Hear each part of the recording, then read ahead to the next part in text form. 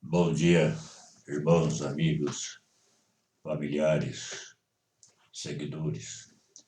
Hoje, 14 de agosto de 2021, vento muito gelado aqui, muito frio, tempo todo coberto. Mas eu desejo a todos um bom dia, final de semana abençoado, um bom descanso.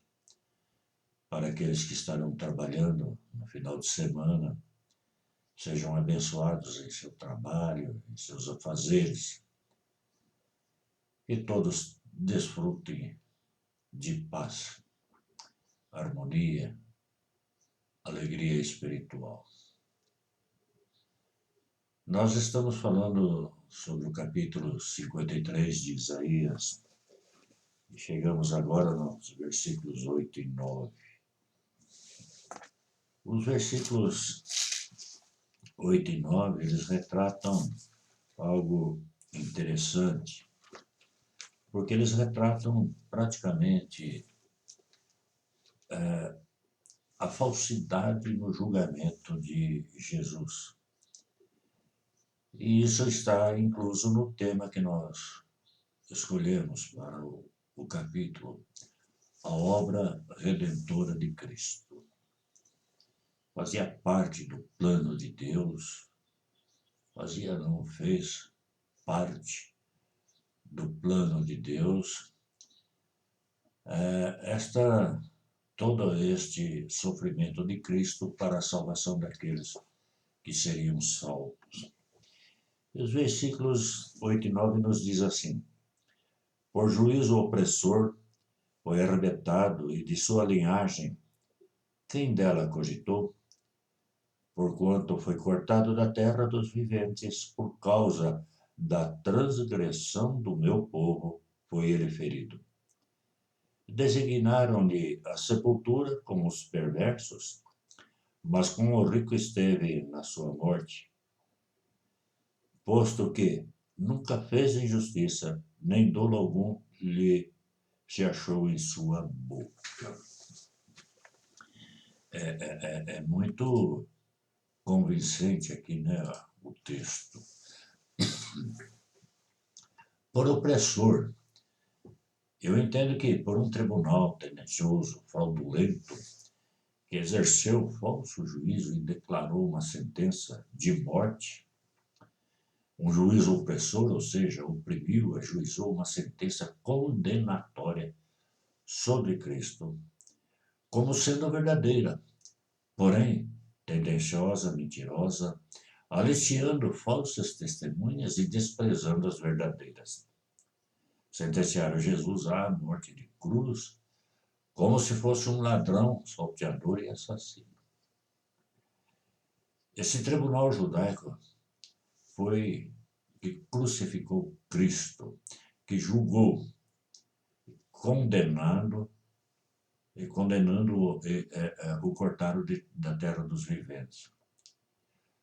E sobre a terra desprezaram a sua linhagem, ou seja, como filho unigênito de Deus, ou o próprio Deus encarnado, conforme as profecias que eles também conheciam, mas desprezaram, creram mais na sua própria interpretação, força. Também o desprezaram como família de José e Maria, seus pais, a raiz de Davi, por serem eles pobres e considerados indultos. Ele sofreu esse julgamento, descrito aqui, e nos vídeos anteriores, não porque houvera praticado algum crime, o texto que nós lemos é claro.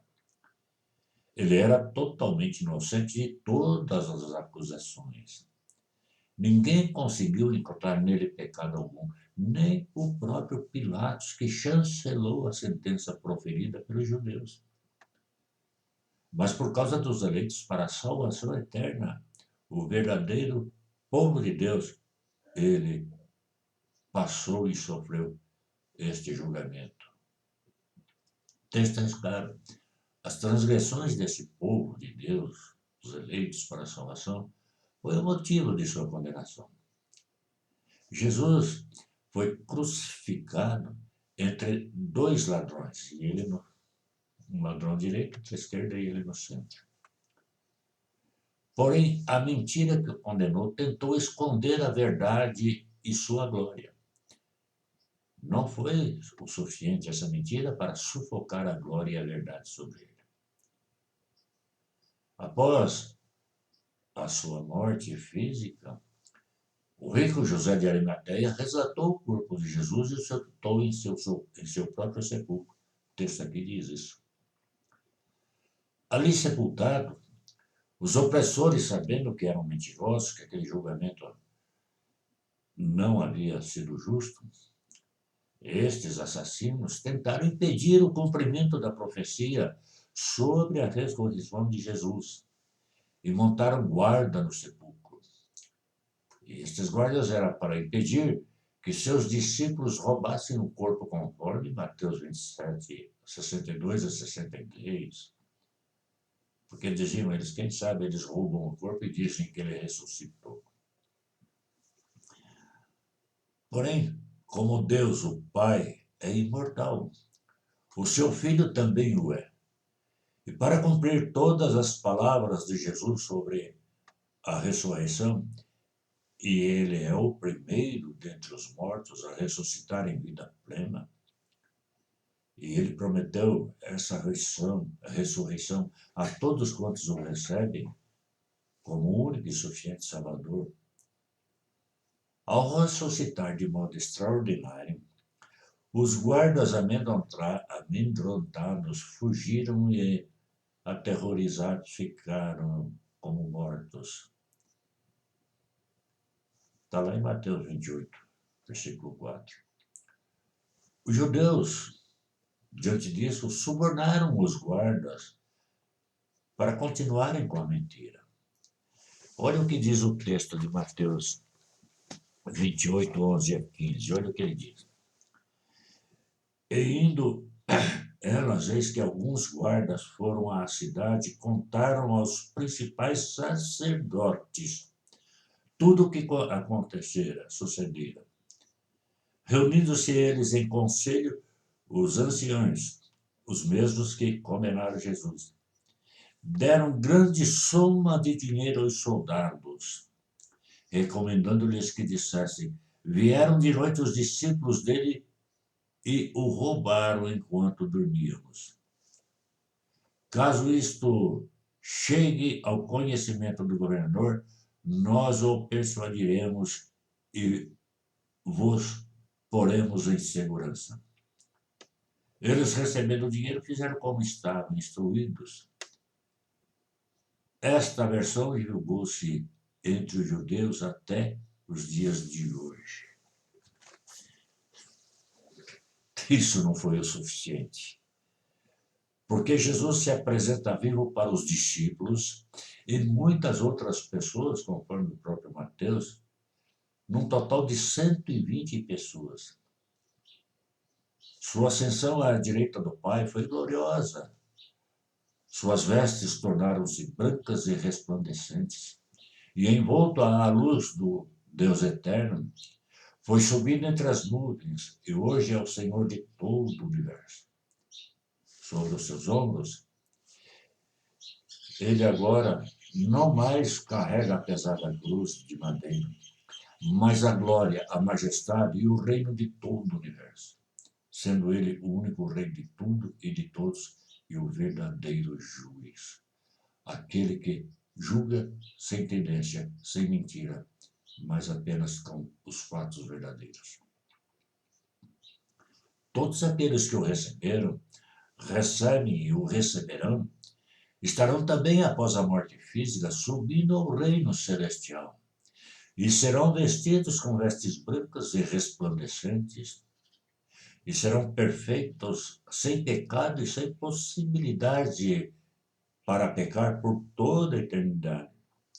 Assim diz no livro do Apocalipse. Sei que alguns podem zombar dessa explicação bíblica, escarnecer. Isso é mentira, isso é lorota. Porém, muitos poderão, através dela, receberem Cristo.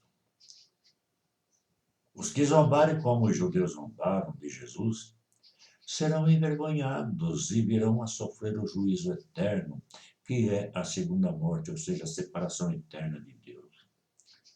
E com eles receberão de fato a mesma condenação que puseram a Jesus em sua crucificação, essa condenação. E viverão no tormento eterno por negarem a única verdade, a única vida, que é Jesus Cristo. Para mim, eu creio firmemente nisso, que viver aqui na Terra sem pensar na vida após morte carnal é muito confortável, pois não traz a preocupação do tormento eterno. É como se estivesse caindo no abismo, a 1 centímetro para cair no abismo, mas está cego e dá o próximo passo e cai, e perece. Né? Fica como os guardas no sepulcro, ficaram apavorados e como mortos diante da ressurreição de Cristo. Assim ficarão todos os que não o receberam, não recebem como Salvador. Somente uma coisa, que lá, nesse dia do juízo, nesse dia da verdade, onde se instalará a eternidade, ninguém poderá subornar, porque a verdade estará amplamente estabelecida e conhecida de todos. Ninguém poderá negar os seus feitos. Tudo, tudo, cada palavra, cada pensamento, cada passo, cada ato de nossas vidas estão registradas por Deus.